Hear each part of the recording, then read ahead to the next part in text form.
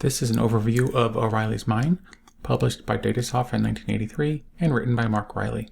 I made this video for a friend about 3 years ago in 2017, and I am hoping to be able to use this footage to sort of guide myself into shooting video again. This is just a short one. It's a reflection in response to my friend Quinn Tech Retro, because he made another video and I'm wanting to send one out to him.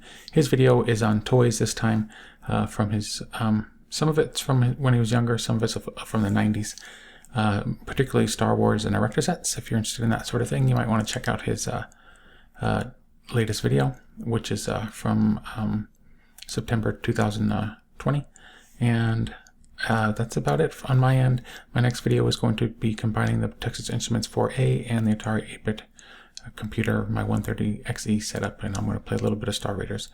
And I show a new hardware add-on that I got for my TI. All right, enjoy this video. It's a little different than my normal ones because it was shot for a friend, so you'll be hearing me refer to my friend Chris. Whenever you do that, just pretend that you're having me talk specifically to you. All right, enjoy. Hey Chris, I am doing an experiment here. I've got my Canon PowerShot hooked up, and I've got my Atari 130XE hooked up to my little 14-inch flat screen CRT TV. I've got my cartridge in here that's got the wonderful Atari 8-bit games volume 3, and this is the one that you have, and you played some games on here the other day and recorded a video for me, which I've watched all but about 10 minutes of. I'm going to watch the rest probably before I see you tonight. I'm trying to see if I can't throw something together and record it onto a DVD that we can try watching at your house just as an experiment. My sister was over this week and we had a good time, but I made her a DVD that's about 24 minutes long of a slideshow that, and then I burned 20 DVDs for her, and it was kind of cool, and I just am curious to see if we can watch a DVD of this on your TV and see how it looks. All right. So I'm using manual focus, which is something we learned about last week, and I will try out, hopefully that's loud enough. We'll see. Maybe I'll even turn it up a little bit. Let's see here. Volume. That might be too loud. Let's not do that. We'll skip that. And we're going to play O'Reilly's Mine. And there we go. It looks pretty good. Alright, let's get started. That sounds kind of loud. How does it look on your TV? Let's see. And rubies, diamonds, uranium, coal, gold. All right, let's get started. I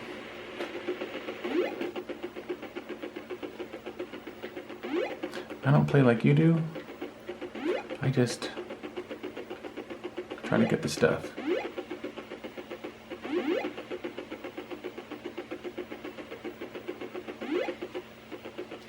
All right, not too exciting. This game looks really, really, really good on, with S-Video hooked up. I think that's the last, oh shit. Must not die. All right, one screen done.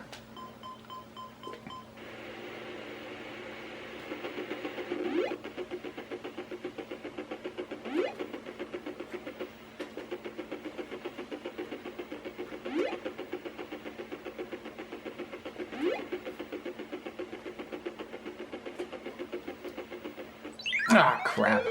Oh, there's the moon. So now the moon's going up. So I already recorded an introduction for this.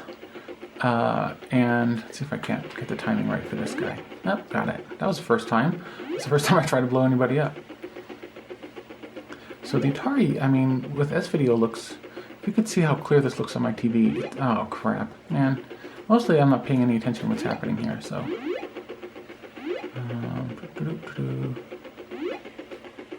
The cool thing is, it only starts filling up until the whole thing gets up to the correct level.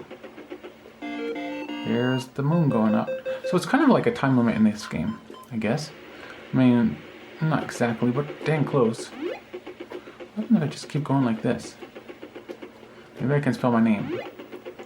Let's start this. A. Oh, shoot. That doesn't work, does it? Okay. Still trying it out. What happens if I touch that? Oh, wow. You can.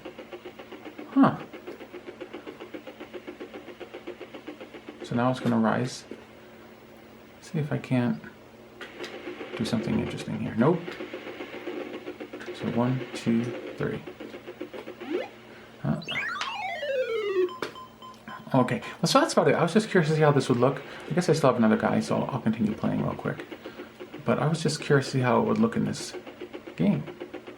It looks pretty sweet. Oh, and so this over here is, according to the manual, that's default. Yeah.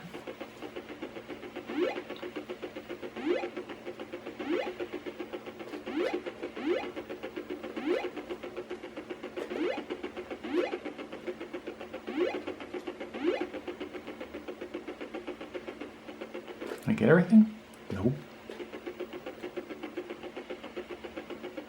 Oh, I missed one down there. Well, now what do I do? Sure. Game over. So, let's turn it off. Turn it back on. What else did you play? You played a couple other games. I'm not gonna... This is more of an experiment to see how it looks on your TV. Guess I'll try,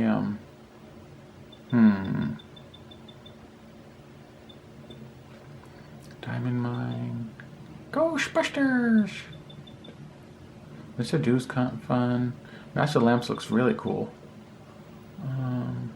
Heck, I'll try Master Lamps. I don't get it really, what I'm supposed to do at the end. Oh, it's loading. Woo! I wonder if the numbers are even visible. Hopefully this looks okay. Wow, wow. Oh yeah, cracked version. Yeah, it looks pretty cool. I dig intro crack screens. Yeah. Thanks to Ball Blazer. Let's see. Right, press start. That's how the game should look. Alright. This game is like 33 years old now. It's pretty impressive. Oh, it's kind of weird that you have to actually get onto your thing to get started. Alright. It looks kind of weird, not so great.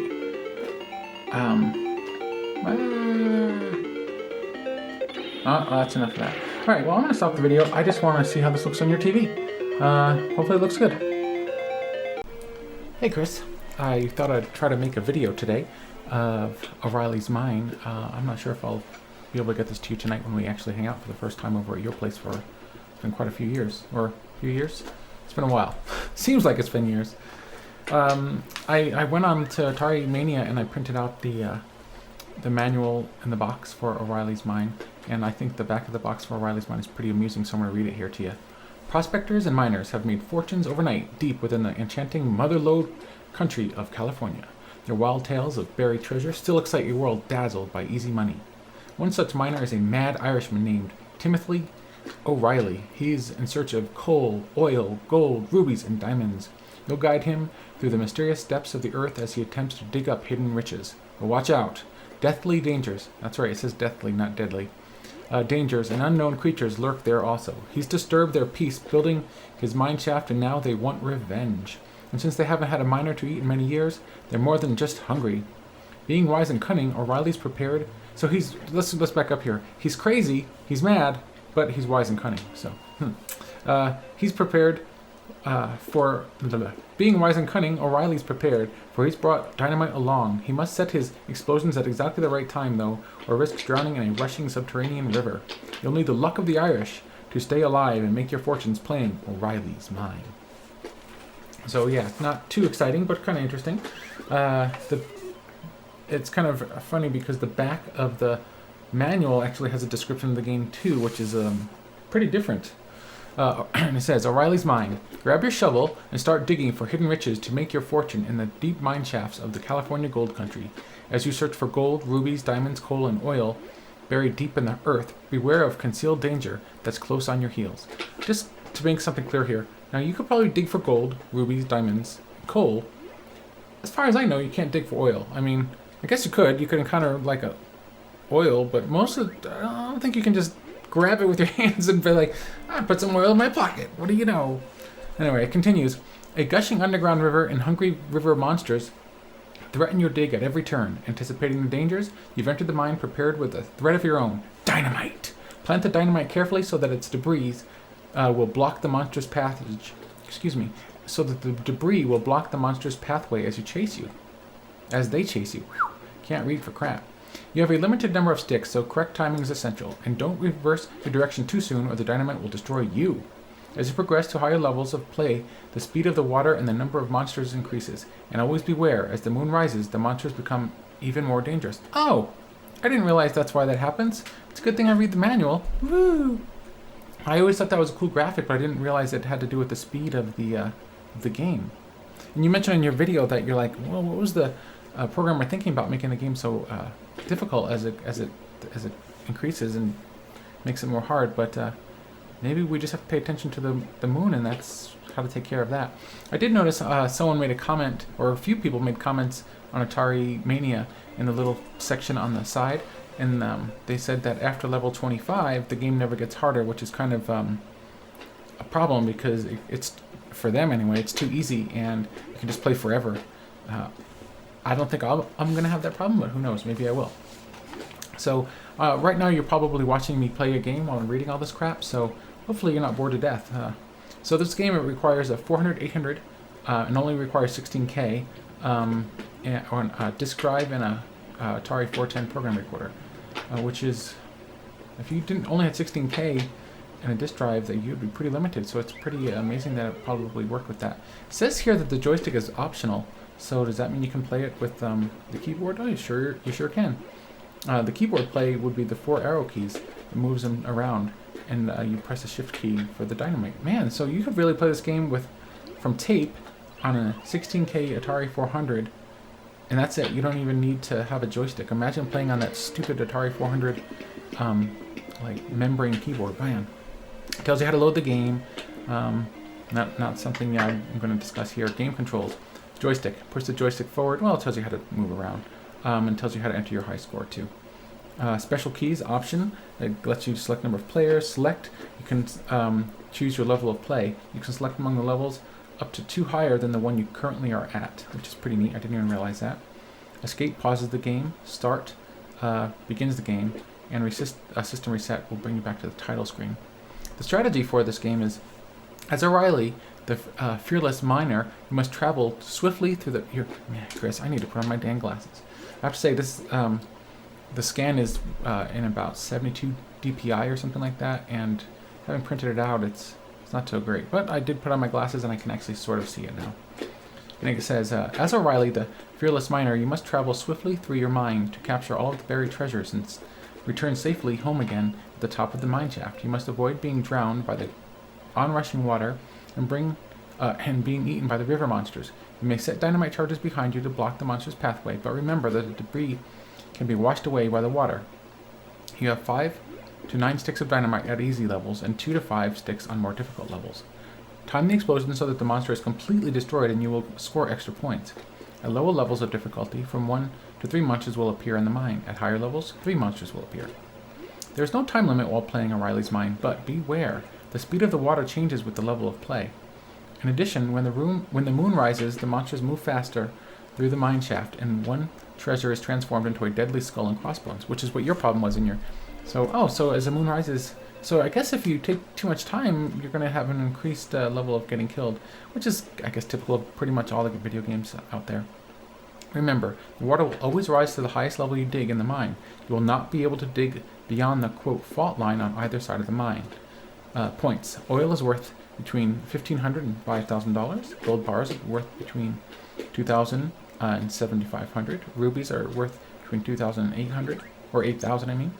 Diamonds, $4,000 and $9,000. Coal, $1,000. Uranium is a totally random score between $1,000 and $7,500. And some treasures appear only at higher levels. And at every 4 levels, you will receive 2 or 3 times a standard value for each treasure. Special bonus. For destroying your monster, you score 10,000. At 100,000, you receive 1 extra man. That was another thing that the Atari Mania said, is that you get way too many extra men in this game, and you'll just rack them up, and that's why the game is also too easy. Because you get increased scores as the game progresses too, so you get men very quickly. After every additional 25,000 points, you also receive an extra man up to a total of 4 men. which is contrary to what they say on Atari Mania. At the completion of each level, you receive 1,000 for each stick of dynamite you have left. In double and triple dollar values, you receive 2,000 and 3,000, respectively, for each stick of dynamite that you have left. This game was programmed by Mark Riley. The documentation is by Gene Stedman. And that is it. That's everything it says about the game. Alright, I'm going to continue playing and see what you think of it.